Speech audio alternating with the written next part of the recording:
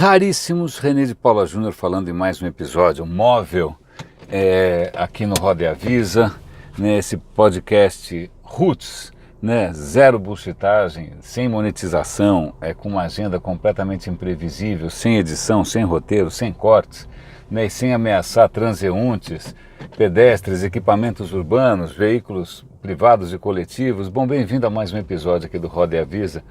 Casual Day, estou feliz, estou aqui de camiseta de novo. E isso eu fico imaginando o quanto isso dificulta e vai prejudicar o alcance e o impacto daquilo que eu quero comentar. Porque eu quero comentar com vocês justamente sobre transformação de negócios, transformação digital tal. E talvez, né, dependendo da audiência, a expectativa é que, né, isso você só escuta no evento da HSM, ou algum evento caríssimo, né, com mediadores pagos levados por helicóptero, essas coisas todas, mas, bom, é o que temos, tá? E talvez até o meu modus operandi aqui, em princípio, faça algum sentido diante daquilo que eu quero comunicar com vocês, tá bom? Na verdade, o Roda e Avisa nasceu justamente da minha vontade de compartilhar ideias que ainda não estão formatadas o suficiente para virar um artigo, alguma coisa assim no LinkedIn, né? Uma coisa um pouco mais convincente, mais séria. Então vamos ver se eu consigo, depois dessa elucubração, né? A gente consegue formatar alguma coisa um pouquinho mais bem comportada. A questão é a seguinte, meus caros. Aliás, eu acordei pensando nisso e pretendo usar isso em alguma palestra por aí. Eu tenho que falar com jovens muito em breve, com jovens desenvolvedores e tal, e eu quero justamente tentar chamar a atenção deles para isso. O que acontece é que normalmente quando você ouve falar de tecnologia, é alguém que está querendo te vender ou martelo ou prego, né? E meu interesse, né, por sorte eu consigo trabalhar nessa linha, meu interesse hoje é ver o seu quadro na parede. Ponto. Né? Então não é uma questão só de prego, não é uma questão só de martelo, não é uma questão de só ter moldura, inclusive que alguém pinte algum quadro. Né? Conhecendo alguns ambientes corporativos, se alguém for pintar algum quadro, vai ser alguma coisa entre Dalí ou alguma coisa meio distópica, mas isso foi só uma digressão.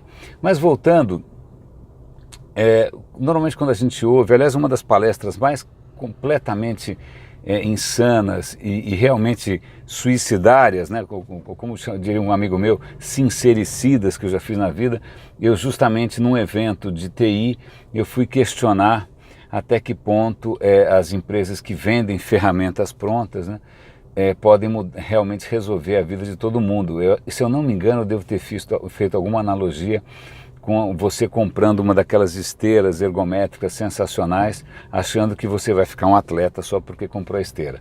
O Mercado Livre está cheio desses experimentos não bem sucedidos. Mas a questão é a seguinte, levando em conta aqui que eu estou querendo colocar o quadro na parede, não vender nenhum martelo, nenhum prego, o que me impressiona, sobretudo agora por estar... Vamos lá, aqui, pitada de sal, né, com Grano Salles. Eu não sou nenhum expert em transformação digital, não tenho nenhum diploma, tenho um diploma lá da Singularity, mas quer dizer, não é que eu sou assim, né, 1000 diplomas de Harvard, Stanford, MIT, não, eu sou aqui um foot soldier, né, sou praticamente aqui infantaria, mas não necessariamente de TI ou de negócios, eu sempre tive muito ligado ao web, né? Minha carreira começa em web, na época em que ninguém sabia nada, eu sabia menos do que isso, 20 e tantos anos nessa área. Hoje, por coincidência, né, as coisas meio que convergem, tanto é que é muito comum as empresas de TI ou de consultoria de TI tentarem se tornar um pouco mais joviais, se é que cabelo branco é jovial, contratando gente que vem desse mercado, porque esse mercado sempre teve uma certa aura, né, de modernidade, etc. e tal. Pois bem, então, já estou dizendo aqui, minha carreira normalmente ligada à questão de web, mais do que... hoje eu estou muito mais próximo de TI, das empresas, tá? Eu estou aprendendo pra caramba. E uma das coisas que eu estou aprendendo, que eu quero compartilhar com vocês, é que o que aparentemente faz diferença, né? Aliás, faz muita diferença. Aliás, se acabar por 5 minutos é praticamente, né, um motim, uma comoção geral. Não é se acabar a luz, não é se acabar a bateria, não é se acabar a internet, é se acabar o post-it. Curiosamente, um dos ingredientes mais transformadores, né, um dos componentes mais revolucionários, mais inesperados, mais flexíveis que a gente tem, não é o Pentium, Lentium, Mac, Windows, Linux, não, é post-it. Post-it e lápis, e papel, e caneta, e sobretudo, maneiras de trabalhar, em que as pessoas conversam, discutem, perguntam, debatem. E é lógico, tem metodologias para isso. Agora eu estou vendo de perto. Metodologias ágeis, né? Design thinking, design de serviços, são metodologias, maneiras de se trabalhar. É como se fosse o software da mente, é como se fosse, não é nem da mente, porque se a gente fala da mente, a gente acha que a gente é um computador. E pessoas não são um computador, pessoas são criaturas sociais. Né? Ninguém isolado, a metáfora da gente como máquina é ruim, porque máquinas em princípio funcionam de maneira bastante autônoma. Quanto mais você isola os indivíduos, até pode parecer que funciona, mas não vai ter nenhum quadro na parede, ou como eu disse para você, se tiver algum quadro, não vai ser bonito. Então, voltando depois dessa digressão aqui, o que eu percebo que faz toda a diferença, né, até inclusive em termos de ambiente de trabalho, cultura de trabalho, inovação, mudança, até capacidade de entrega, é lógico que a tecnologia faz parte. Você não consegue fazer um monte de coisas se você não automatizar, se você não personalizar, se você, né, não digitalizar, e assim vai. Mas o que realmente faz diferença é o modus operandi, é a maneira como você faz as coisas. É a maneira como todo mundo trabalha, né? É a maneira como as coisas são criadas, né? Ouvindo, né? Não com uma coisa top-down, não com uma estratégia matadora, infalível, que todo mundo vai ter que seguir porque alguém está batendo o bumbo e todo mundo assinou lá um contrato. Não, porque as pessoas estão ouvindo e dessas conversas, com metodologia ou sem metodologia, surgem coisas que são novas, que são inovadoras, que de repente podem ajudar a gente a ter algum impacto na vida alheia, né? Então, eu me lembro, além dessa palestra que foi um absoluto fiasco, acho que eu fiquei sem ser contratado por um bom tempo, acho que foi, né, praticamente uma bomba atômica no meu currículo. Eu me lembro de uma outra ocasião também, que também foi um fiasco, em que me convidaram para conversar com o CEO de uma empresa justamente de tecnologia, e o cara estava muito empolgado, porque ele tinha ido assistir uma palestra, acho que sei lá de quem, de uma fornecedora de software as a service, tá bom? Não vou citar nomes aqui. E o cara voltou encantado com a história do social business, e é isso que ele voltou encantado com a plataforma em si. É claro, você vai no evento de plataforma, você acha que você vai voltar encantado com o quê? Né? Gastronomia? Não. Então ele falou, e aí o meu sincericídio clássico, arruinei completamente as expectativas. Falei, olha, o senhor tem muita sorte de eu estar conversando comigo e não com um batedor de carteira um pouco mais habilidoso, porque senão o cara ia provavelmente te vender coisas caras que não iam fazer tanta diferença assim, né? E aí eu comecei a tentar, aí era uma curiosidade, porque realmente eu não conhecia o negócio dele, a tentar entender como o negócio dele funciona, né? E aí você percebe que o negócio dele envolve gente pra caramba, envolve gente inclusive que está dentro do cliente dele, né? E aí eu comecei a perguntar, puxa, mas como é que, né, essas pessoas que estão lá, que autonomia que elas têm, elas trazem algum tipo de insight, como é que a comunicação interna, você tem algum canal direto com quem está no campo, o que você aprende, como é que eles se organizam? Eu fiquei fazendo perguntas que foram causando um desconforto crescente, né? Provavelmente o cara pagou a conta ali contrariado, foi um bom ravioli, como é que chama aquele com gema de ovo dentro? Bom a beça, ravioli Douro, se eu não me engano. Mas eu acho que para ele deve ter sido indigesto, porque o cara queria o quê?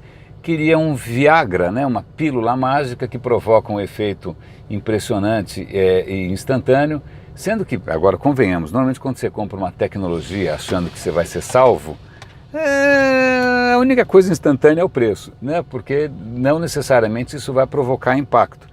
Se, por exemplo, se eu tivesse trocado o meu carrinho por, sei lá, uma Ferrari elétrica, né? Se é que isso existe, não sei se existe, acho que não, né? Acho que tem uma Lamborghini. Bom, se eu trocasse por um carro italiano de $1 milhão elétrico, eu ia chegar no trabalho lá na BRQ em meia hora do mesmo jeito.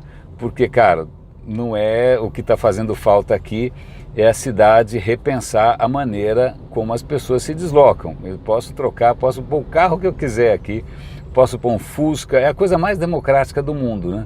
Aliás, a gente conseguiu democratizar o desconforto, né? Só o desconforto é democrático. Então, o que faria diferença para ele, no que era justamente olhar para dentro, pensar como ele se organiza. Na época eu não era tão familiarizado assim com a história do Lean, de metodologias ágeis, squads ágeis, blá, blá, essa zona toda, senão talvez eu tivesse sido um pouco mais didático. Mas acho que a última coisa que ele queria era olhar para dentro, né? O que o cara queria era ser salvo por alguém que, né, ou por alguma tecnologia mágica, né, que você compra, conta para todo mundo que você gastou um dinheirão, mais ou menos com o raio da Ferrari, ou então por algum, sei lá, alguma consultoria também chique pra caramba, que ele ia contar para todo mundo, que ele está saindo com a consultoria chique pra caramba, mas que, de novo, ela vai te dar, vai falar, olha, aqui tem prego, tem um martelo, agora o quadro na parede, vai lá você, né? Então, eu sei que foi mais um fiasco, mas eu acho que eu estou compartilhando essas pequenas gafes pessoais, porque eu acho que eu espero, né, pelo menos, que elas chamem um pouco a atenção para aquilo que é o ponto central dessa reflexão e que, quem sabe, eu transformo num artigo, fazendo de conta que eu estou engravatado, né, que eu sou um cara formal, vou falar bonito, não vou falar palavrão, né, e sobre essa questão do quanto a gente, ou as empresas, ou a mesma gente, tem que se transformar antes de pensar em qualquer tipo de transformação. Senão a gente fica colecionando badulaque, senão a gente fica colecionando brinquedinhos. Eu sei que eu estou, de novo, eu venho de uma trajetória de web que tinha lá, meio caótica, né? A web sempre foi caótica, e agora você tomar muito mais próximo do negócio dos clientes, aí você tem que descobrir que existe mainframe, que existe legado, coisa que para quem trabalha em startups e web é praticamente arqueologia, né? Parece que isso não existe há milhões de anos, mas sim, existe e tal. E aí eu estou vendo lá justamente a diferença que faz a questão da cultura. Cultura, vou repetir, cultura. Cultura que até pode ter ali uma ferramenta para ajudar, pode ter gira, pode ter isso, pode ter aquilo, mas que na verdade começa com post-it na parede, começa com papel e lápis, começa com conversas sistemáticas, começa com, é engraçado o vocabulário, com ritos, né? Ritos que começa com uma horizontalidade, que eu acho que tudo isso está ligado a uma questão fundamental que espero que esteja sendo recuperada, que é a questão do ouvir. Né? Eu desconfio, aliás eu já fui acusado disso e foi um belo tapa na cara, eu acho que foi uma coisa muito transformadora para mim, quando alguém falou, olha, você fala, ok, parabéns, você fala bem, mas você não sabe ouvir. E aí eu venho tentando superar essa deficiência, né? Desde então, até que ponto eu sei ouvir, até que ponto eu não sei ouvir. E a gente é fascinado por quem não ouve, né? A gente é fascinado por quem fala e bate o bumbo, mas eu digo aqui, se alguma coisa faz diferença, se você quer ter belos quadros na parede, meu caro, não é martelo, não é prego, não é moldura, justamente a gente resgatar ali essa coisa absolutamente analógica, que é a questão cultural, que é a questão humana, que é a questão social, que é a questão conversacional. Eu vou aproveitar, vou cortar nossa conversa aqui, aproveitando o farol fechado. Um grande abraço e até o próximo Roda e Avisa.